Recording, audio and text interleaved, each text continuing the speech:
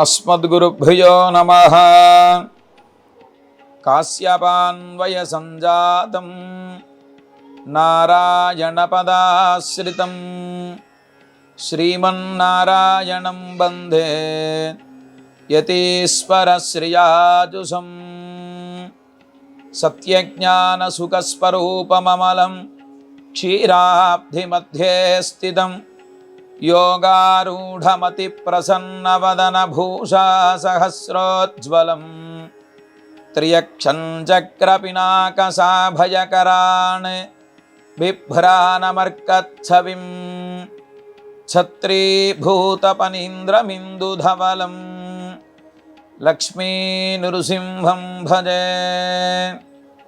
ఆపదామపహర్తారం దాతారం సర్వసంపదాం లోకాభిరామం శ్రీరామం భూయో భూయో నమామ్యహం.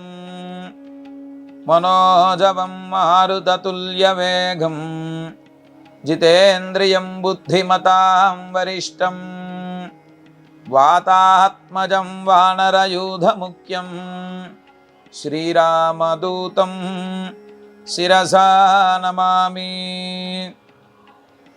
అస్మదాచార్యులైన శ్రీ శ్రీ శ్రీ త్రిదండి శ్రీమన్నారాయణ రామానుజ చిన్నజీయర్ స్వామి యొక్క దివ్య శ్రీచరణాలను సేవిస్తూ అస్మద్ కులధనం కులదైవం లక్ష్మీ నృసింహస్వామి యొక్క దివ్య శ్రీచరణాలకి అనేక కోటి దాసోహాలు సమర్పిస్తూ ఈ రోజున భగవానుడు శ్రీమన్నారాయణుడు లోకాన్ని సంరక్షించుట కొరకై దుష్ట శిక్షణ కొరకై శిష్టులని రక్షించుట కొరకై స్వామివారు అనేకమైనటువంటి రూపములు ఎత్తి మనందరినీ కూడా కాపాడినటువంటి వాడు శ్రీమన్నారాయణుడు. అటువంటి శ్రీమన్నారాయణుడు ప్రధానంగా దశావతారాలుగా మనం కీర్తిస్తాం. దాంట్లో మత్స్య కూర్మ వరాహ నారసింహ వామన భార్గవ రాఘవ కృష్ణ బౌద్ధ కల్కి దశావతారేషు అంటాం. అంటే 10 అవతారాలు ప్రధానంగా, ఇంకా అవతారాలు ఉన్నాయి కానీ మనకి ప్రధానంగా ఈ 10 అవతారాలు లోకంలో ఎక్కువగా మనం కీర్తిస్తూ ఉంటాం.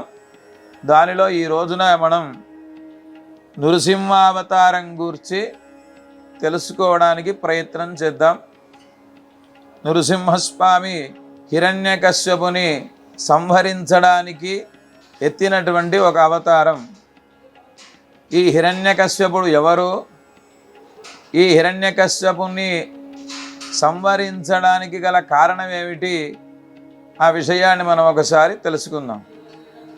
పూర్వము కశ్యప ప్రజాపతి దితి ఇరువురికి కలిగినటువంటి సంతానం హిరణ్యకశ్యపుడు హిరణ్యాక్షుడు. ఈ యొక్క హిరణ్యకశ్యపుడు చాలా రాక్షస ప్రవృత్తి కలిగినటువంటి వాడు. ఈ హిరణ్యకశ్యపునికి తమ్ముడు హిరణ్యాక్షుడు. ఈ హిరణ్యాక్షుణ్ణి ఉండేటువంటి యొక్క భూమి అంతా కూడా భూమినంతా చుట్టి సముద్రంలోనికి తీసుకొని పోయాడు హిరణ్యాక్షుడు.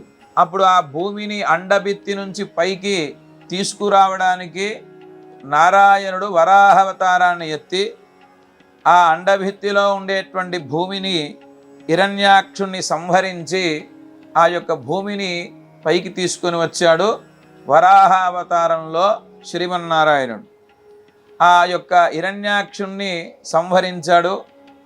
ఆ హిరణ్యాక్షుని యొక్క మరణ వార్త విన్నటువంటి హిరణ్యకశ్యపుడు చాలా కోపోద్రిక్తుడై ఆ యొక్క హిరణ్యాక్షుడు ఆ హిరణ్యాక్షుని చుట్టూ ఉండేటువంటి తమ యొక్క భార్యలు తల్లి అందరూ కూడా దుఃఖిస్తూ ఉంటే హిరణ్యకశ్యపుడు వారికి అనేకమైనటువంటి వేదాంతాన్ని తెలియజేశాడు.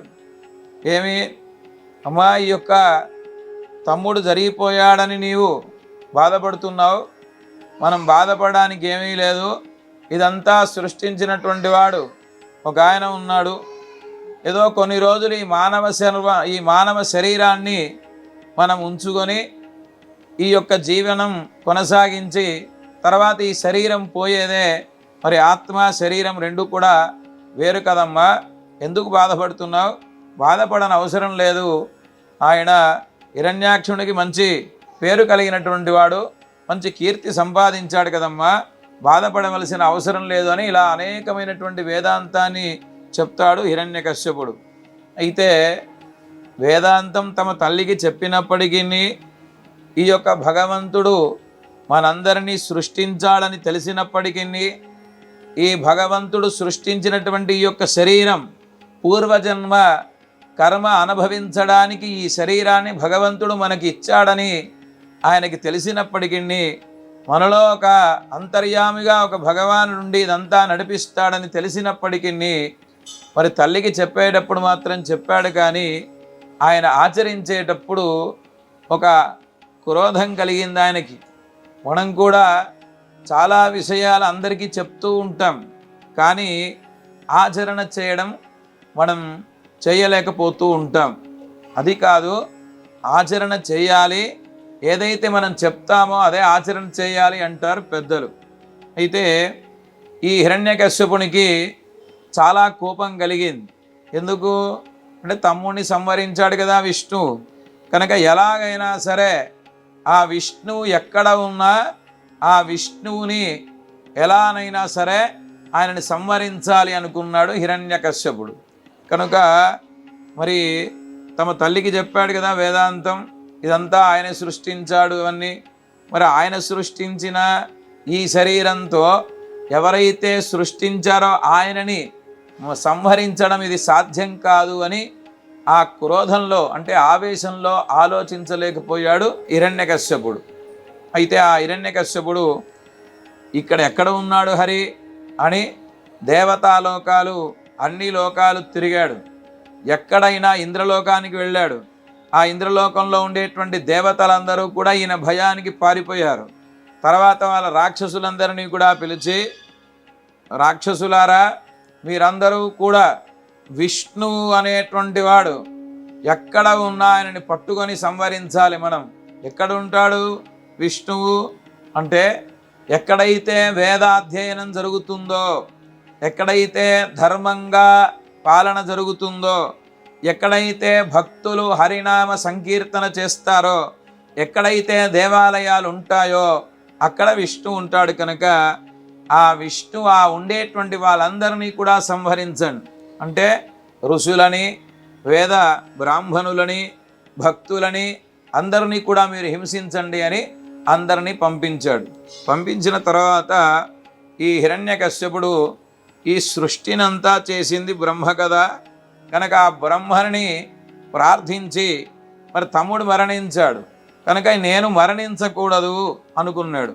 మరి తమ్ముడు మరణించిన సమయంలో ఆ తమ్ముని భార్యలకి కుమారులకి తమ తల్లికి చెప్పారు. ఏం చెప్పాడు హిరణ్యకశ్యపుడు? ఇది మనం ఈ ఉండేటువంటి ఈ జీవనం ఎప్పుడూ మనము చిరంజీవులుగా ఉండలేం, ఎప్పుడో ఒకసారి ఎవరైనా కూడా మరణించవలసిందే అన్నాడు. కానీ ఇప్పుడేం ఆలోచిస్తున్నాడు హిరణ్యకశ్యపుడు? మరణం లేకుండా ఉండాలి అనుకుంటున్నాడు. కనుక ఆ మరణాన్ని పొందకుండా ఉండాలి అంటే ఆయన తపస్సు చేయాలి అనుకున్నాడు హిరణ్యకశ్యపుడు. అప్పుడు ఆ హిరణ్యకశ్యపుడు తపస్సు చేయడానికి మందర పర్వతానికి వెళ్ళి ఆ మందర పర్వతం పైన ఘోరమైన తపస్సును చేయడం ఆరంభించాడు. ఎలా చేస్తున్నాడు తపస్సు అంటే ఆయన కాలి బొటనవేలు పైన నిలబడి ఉన్నాడు. అంటే పాదాల మీద నిలబడి లేడు. ఒకే బొటనవేలు అంటాం కదా, పాదంకు ఉండేటువంటి పెద్ద వేలు, ఆ పెద్ద వేలు పైన మందర పర్వతం పైన నిలబడి రెండు చేతులు కూడా ఆకాశానికి జోడించి బ్రహ్మగూర్చి తపస్సు చేయడం ప్రారంభించాడు. తపస్సు చేస్తూ ఉన్నాడు. ఎలా తపస్సు చేస్తున్నాడు? చాలా కఠినమైనటువంటి తపస్సు. ఆయన తపస్సు చేస్తూ ఉంటే ఆయన పైన మొత్తం కూడా పుట్టలు వచ్చేసాయి. అలానే ఆ ఉండేటువంటి శరీరాన్ని పాములు, అక్కడ ఉండేటువంటి క్రిమి కీటకాదులన్నీ కూడా కృషింపజేస్తూ ఉన్నాయి. రక్తమంతా పోయింది, అస్థి పంజరం ఒకటే మిగిలింది. అయినా ఆ బ్రహ్మని ఆ మనస్సులో తపస్సు చేయడం మానకుండా చేస్తూ ఉన్నాడు. చాలా కఠినమైన ఘోరమైన తపస్సు. ఈ తపస్సు చేస్తూ ఉంటే ఏం జరుగుతోందంటే ఆ యొక్క హిరణ్యకశ్యపుని యొక్క శిరస్సుపై నుండి జ్వాలలు రావడం ప్రారంభించాయి. అంటే అగ్ని జ్వాలలు అంటాం కదా. అందుకే మనం కూడా ఈ యొక్క దైవనామ స్మరణ అలానే ఉపాసన చేసేటువంటి వాళ్ళు కూర్చొని ఒక నామాన్ని మనం నిరంతరము ఉపాసన చేస్తూ ఉంటే ఆ ఉపాసకుని యొక్క శరీరం అంతా కూడా వేడి అవుతుంది అంటారు. అంటే ఉష్ణంతో నిండిపోతుంది. కనుక ఆ యొక్క హిరణ్యకశ్యపుడు కూడా ఘోరమైన తపస్సు చేస్తూ ఉంటే తమ యొక్క శిరస్సు నుండి మంటలు ఉండేటువంటి జ్వాలలు రావడం ప్రారంభించాయి. ఆ జ్వాలలు ఎక్కడి దాకా వెళ్ళాయి అంటే పైన ఉండేటువంటి లోకం, స్వర్గలోకం, ఆ ఇంద్రలోకం, అన్ని లోకాలు కూడా ఆ జ్వాలలు సంప్రాప్తిస్తూ ఉన్నాయి.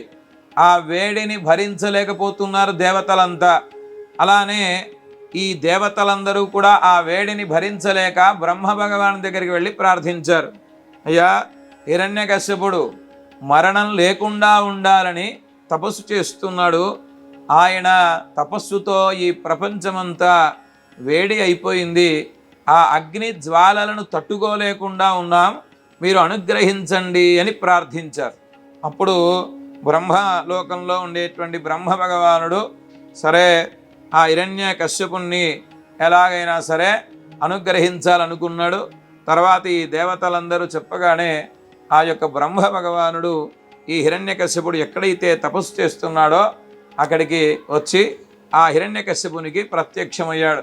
ప్రత్యక్షమైన తర్వాత ఆ యొక్క బ్రహ్మ కమండలంలో ఉండేటువంటి తీర్థాన్ని ఆ హిరణ్యకశ్యపుని పైన, అంటే పుట్టలని మొలిచాయి అనుకున్నాం కదా, ఆ యొక్క హిరణ్యకశ్యపుని చూస్తే ఎలా ఉన్నారంటే పూర్తిగా అస్థిపంజరం ఒకటే మిగిలిపోయింది.